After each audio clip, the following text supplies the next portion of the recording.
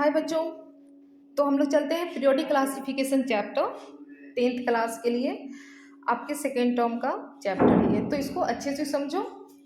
चलिए बच्चा, तो हम लोग देखते हैं कि पीरियोडिक क्लासिफिकेशन जो चैप्टर है हमारा, तो इसमें नॉर्मली जितने भी एलिमेंट्स हैं उसके क्लासिफिकेशन के बारे में बताया है। तो सबसे पहले समझना है कि हमें क्लासिफिकेशन की ज़रूरत क्यों पड़ी, है ना। तो बच्चा इतना सारा एलिमेंट है, 118 एलिमेंट्स है, और एक एक के बारे में पढ़ना क्या है हम लोग के लिए बहुत ही टफ है ना। और पढ़ाना भी टफ है, सिर्फ पढ़ना ही टफ नहीं है, पढ़ाना भी क्या होता है, टफ होता है। तो इसलिए क्लासिफिकेशन करने की ज़रूरत पड़ी। तो इससे फ़ायदा क्या हुआ बच्चा, मतलब जैसे कि difficult to individually study the chemistry each elements and its compound, है ना। तो वो डिफ़िकल्टी हो रहा था कि अरे इतना सारा एलिमेंट है, कैसे एक एक का क्या किया जाए, पढ़ा जाए, है ना। और उसके हर एलिमेंट्स के अपने अपने कंपाउंड्स हैं। दूसरा पॉइंट कि an arrangement in which element having similar properties were classified in tubular form which lead to the formation of the periodic table, है ना। तो बच्चा देखो, एक ना टेबल बनाया गया, जो आप पीरियोडिक टेबल जो चार्ट आता है पीरियोडिक टेबल का, तो एक ट्यूबुलर फॉर्म बनाया गया। जैसे कि अगर आप लोग पढ़ रहे हो तो अगर कोई रैक है तो उसमें आपने क्या बनाया है, सेक्शन बना रखा होगा। जिन लोगों ने बना रखा होगा, जैसे कि चलो इसमें फिजिक्स डालना है, एक में क्या डालना है, केमिस्ट्री डालना है, एक में क्या डालना है, बायोलॉजी डालना है। तो बच्चा इससे क्या होगा कि अगर आपको चूज करना होगा कि अरे मुझे केमिस्ट्री चाहिए, तो आप फटाक से इस रैक में जाओगे और केमिस्ट्री से, इस सेक्शन से आराम से केमिस्ट्री क्या कर लोगे, चूज कर लोगे, फिजिक्स ले लोगे, बायोलॉजी। अगर इसी को मिक्स फॉर्म में रहेगा तो फिर आपको टाइम ज़्यादा लगेगा, आपको खोजना पड़ेगा, है ना। तो क्लासिफिकेशन रहने से क्या होता है कि चीज़ें इजी हो जाता है, उसको खोजने में भी क्या होता है बच्चा, इजी होता है। उसकी प्रॉपर्टीज़ के बारे में भी जानने में क्या होता है, इजी होता है, ठीक है। तो पीरियोडिक टेबल आपको क्या प्रोवाइड करता है बच्चा, एक सिंपलर वे प्रोवाइड करता है कि periodic table provided A way for the study of chemistry in simpler way, है ना। एक सिंपल तरीका है जो आप पीरियोडिक टेबल के हिसाब से आप क्या कर सकते हो, बहुत अच्छे से और आसानी से क्या कर सकते हो, आप एलिमेंट्स के बारे में पढ़ सकते हो और उसके बारे में जान सकते हो, ठीक है। तो बच्चा शुरू शुरू में ना इतने एलिमेंट्स प्रेजेंट थे, फिर इतने में इतने एलिमेंट्स क्या हुए, प्रेजेंट हुए। अभी का तो पता ही है आप लोगों को कि अभी कितना है बच्चा, 118 एलिमेंट है ना। तो बच्चा जो आपके सिलेबस में सबसे पहले हैं उनका नाम है डोबरेनर, है ना, डोबरेनर्स लॉ ऑफ ट्राइड्स। बच्चा ट्राइड्स का मतलब ना तीन सेटअप होता है, मतलब तीन तीन एलिमेंट का सेटअप, है ना। तो डोबरेनर ने एक तीन एलिमेंट का सेटअप लेकर के जो एक लॉ दिया, उस लॉ को कहा गया डोबरेनर लॉ ऑफ ट्राइड्स, है ना। उन्होंने कहा कि triads means first setup of three element, है ना। तीन एलिमेंट का जो सेटअप होगा which are chemically similar in case of triads, the atomic weight of middle elements in average of the atomic weights of other two elements। देखो इन्होंने क्या कहा, इन्होंने बच्चा उन्होंने कोशिश करा कि चलो बच्चों का जो क्लासिफिकेशन है, जो एलिमेंट्स हैं, उनको पढ़ने में क्या हो जाए, इजी हो जाए, है ना। तो उन्होंने ना एक लॉ दिया और उन्होंने क्या किया कि तीन एलिमेंट्स, मतलब एलिमेंट्स के ट्राइड्स लिए, ट्राइड्स पता है आपको, तीन एलिमेंट का सेटअप लिया और एक को E1 E2 E3, तीन सेटअप ले लिया बच्चा। उसका एटॉमिक मास ले लिए, E1 का एटॉमिक मास M1, E2 का M2 और E3 का M3। उन्होंने जो तीन एलिमेंट का सेटअप लिया, उन्होंने कहा कि सेकेंड एलिमेंट का जो मास होगा वो फर्स्ट एलिमेंट का मास एंड थर्ड एलिमेंट के मास के क्या होगा, एवरेज होगा, है ना बच्चा।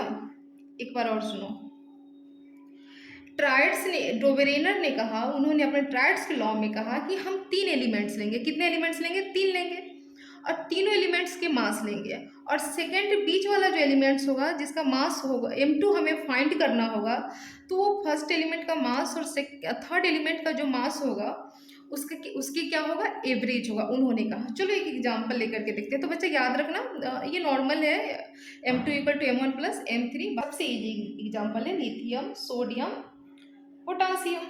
मान लेते हैं कि ये जो हमारा लिथियम है, ये हमारा एलिमेंट E1 है, ये हमारा एलिमेंट सोडियम E2 है, और ये हमारा एलिमेंट E3 है। और मान लेते हैं कि इसका मास क्या होगा, M1, इसका मास क्या होगा, M2, इसका मास क्या होगा, M3। और हमें किसका निकालना था, मिडिल का। तीन सेटअप ले लिए, एलिमेंट के तीन सेटअप, और हमें मास किसका निकालना है, मिडिल वाले का।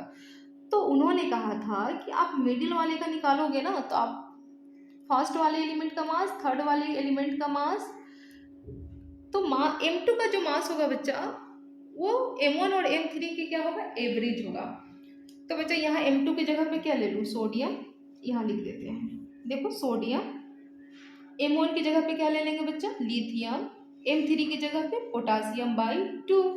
बच्चा लिथियम का मास हम लोग ले लेते कितना, 7, पोटासियम का 39/2। तो बच्चा कितना हो जाएगा, देखो तो कितना हो जाएगा, 46/2, और ये कितना निकल गया बच्चा, 23 एग्जैक्ट निकल गया, है ना। तो यहाँ क्या निकल रहा है कि सोडियम का मास 23 होता है, और पीरियोडिक टेबल में भी कितना दिया हुआ है, 23 दिया हुआ है ना। तो इन्होंने ये कहा, लेकिन यहाँ प्रॉब्लम क्या हो गया ना बच्चा, कि ये जो इनका लॉ था ये काफ़ी लॉन्ग तक नहीं चला, बहुत सारे एलिमेंट्स के बारे में नहीं बता पाए, और ये लॉ भी फॉलो नहीं हो पाया। और हाँ, ये जो आप सेटअप लोगे बच्चा, तो एक बात याद रखना, इस सेटअप के लिए आप, कि ऐसा नहीं है कि अच्छा चलो एक एलिमेंट कहीं और से ले लिए, दूसरा एलिमेंट कहीं और से ले लिए, तीसरा एलिमेंट कहीं और से लिए, नहीं, ऐसा नहीं होना चाहिए। क्या होना चाहिए, तो देखो यहाँ पे क्या होना चाहिए, element must be present in same group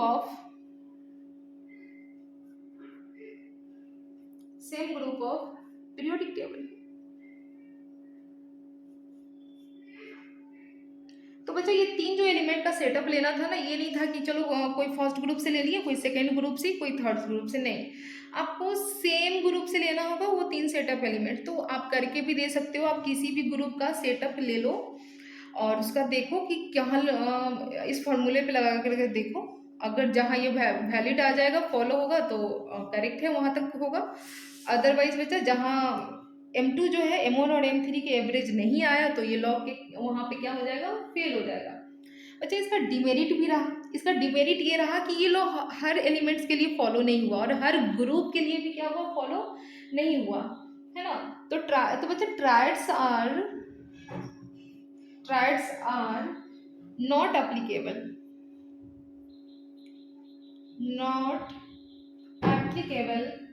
in D and F block. तो इसका आप डिमेरिट देख ही रहे हो कि ट्रायड्स जो था वो डी ब्लॉक के लिए और F ब्लॉक के लिए क्या हुआ, एप्लीकेबल नहीं हुआ, डी ब्लॉक एलिमेंट्स के लिए एप्लीकेबल नहीं हुआ एलिमेंट्स। हाँ, तो आपको पता है ना कि अगर कोई रूल फॉलो कहीं पे हो रहा है और कहीं नहीं हो रहा है, तो वो रूल क्या हो जाता है बच्चा, नहीं, आगे तक वो नहीं चलेगा, क्योंकि उसके बाद भी तो बहुत सारे साइंटिस्ट आए और इनकी चीज़ों को क्या किए, उन्होंने करेक्ट किए, है ना। तो बच्चे इसका मेजर ड्रॉबैक क्या रहेगा कि ये जो था, ये अरेंजमेंट जो था वो कुछ हद तक ही लागू हुआ, मतलब लगभग वही 7 से 8 सेटअप ही इसका बन पाया, उसके बाद नहीं बन पाया। तो ये लॉ क्या हो गया बच्चा, फेल हो गया, ठीक है। तो उसके बाद आए हमारे महान साइंटिस्ट जिनका नाम था Newlands law of octaves. Okay बच्चा, न्यूलैंड्स लॉ ऑफ ऑक्टेव्स, इन्होंने कहा कि इन्होंने ऐसा कोई ट्रायड्स नहीं लिया, इन्होंने कोई ऐसा सेटअप नहीं लिया, इन्होंने कहा बच्चा ऑक्टेव्स, इन्होंने ऑक्टेव्स लिया, आपको पता है ऑक्ट मतलब 8 होता है ना। तो इन्होंने कहा according to this law of octaves, if elements are arrange in increasing order of atomic weight, then every 8 element show property similar to first element. इन्होंने कहा कि हम लोग जो एलिमेंट को अरेंज जो है मतलब पीरियोडिक टेबल में एलिमेंट्स अरेंज है एटॉमिक वेट के हिसाब से, उन्होंने कहा कि 8th एलिमेंट का जो प्रॉपर्टीज होगा ना वो सिमिलर होगा किससे, फर्स्ट एलिमेंट से। एक बार फिर से ध्यान से सुनना, उन्होंने कहा कि 8th एलिमेंट जो होगा वो सिमिलर होगा फर्स्ट एलिमेंट के प्रॉपर्टीज के साथ, वो क्या करेगा, मैच करेगा। तो इन्होंने दिया बच्चा, न्यूलैंड्स ने, उन्होंने ना वो सरगम पे ना ये अपने रूल को फॉलो किए, सरगम पे आपको पता है, जैसे सा रे गा मा पा धा नी, ठीक है। और बच्चा देखो 1 2 3 4 5 1 2 3 4 5 6 7, ठीक है। ये सातवां है। उन्होंने कहा आठवां सूर्य जो है ना वो फिर किसके बराबर होगा, पहले सूर्य के बराबर होगा। जैसे हम लोग बोलेंगे सा रे गा मा पा धा नी, फिर सा बच्चा आठवां सूर्य किसके जैसा लग रहा है, फर्स्ट वाले के जैसा लग रहा है। तो इसी पे उन्होंने कहा कि हर 8th एलिमेंट जो होगा वो फर्स्ट एलिमेंट के क्या होगा, सिमिलर होगा। जैसे ले लेते हैं बच्चा lithium, beryllium, boron, carbon, nitrogen, oxygen, fluorine. ठीक है। फिर फ्लोरीन और उसके बाद बचा नोबेल गैस को इन्होंने लिया ही नहीं, बहुत गंदी बात, उन्होंने नोबेल गैस को लिया ही नहीं अपने इस रूल में, उन्होंने नोबेल गैस को छोड़ दिया। तो बच्चा फ्लोरीन के बाद फिर कौन सा आता है, सोडियम आता है। तो बच्चा सोडियम हमारा 8वां एलिमेंट है, तो उन्होंने कहा कि अच्छा ये 8वां एलिमेंट है तो चलो हम इसको किस में डाल देते हैं, फर्स्ट में डाल देते हैं, क्योंकि उसका प्रॉपर्टीज किससे मैच करेगा, 8वें का फर्स्ट से करेगा। तो उन्होंने इसमें डाल दिया फिर सोडियम, है ना। उसके बाद बच्चा MgAnSiPsCl। फिर Cl के बाद बच्चा नोबेल हमारा आर्गन था, उन्होंने आर्गन को लिया नहीं, उन्होंने कहा कि अच्छा अब पोटासियम है, चलो पोटासियम 8वें में आ रहा, मतलब 8वें में आ रहा, तो वो किससे मैच करेगा, फर्स्ट वाले से मैच करेगा। तो उन्होंने यहाँ डाल दिया पोटासियम, उसके बाद कैल्शियम। ठीक है। तो बच्चा इनका पहला डिमेरिट रह गया कि इन्होंने तो नोबेल गैस को एक्सप्लेन ही नहीं किया, तो इनका बच्चा डिमेरिट भी तो रह गया। इनका डिमेरिट क्या रह गया कि इन्होंने ही डज नॉट एक्सप्लेन, ही, एक मिनट बच्चा, हाँ, he does not explain noble gas.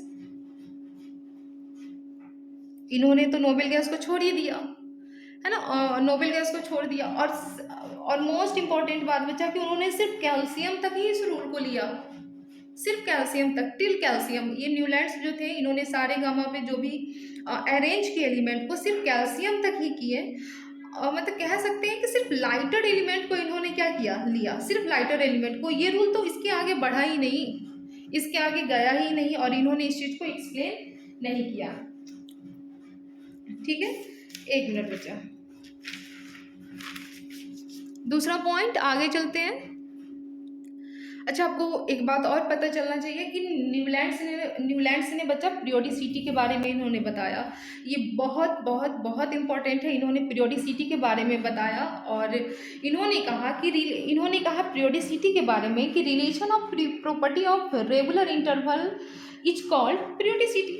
ध्यान से सुना बच्चा कि relation of property at regular interval is called periodicity. चलो हम समझते हैं कि मान लेते हैं हमारा फर्स्ट ग्रुप का एलिमेंट बच्चा, हम देखते हैं फर्स्ट ग्रुप का एलिमेंट, हाइड्रोजन, लिथियम, सोडियम, है ना, पोटासियम, आगे भी जा सकते हैं, है ना, मैग्नीशियम। जैसे ये हमारा क्या है, सेकेंड ग्रुप है।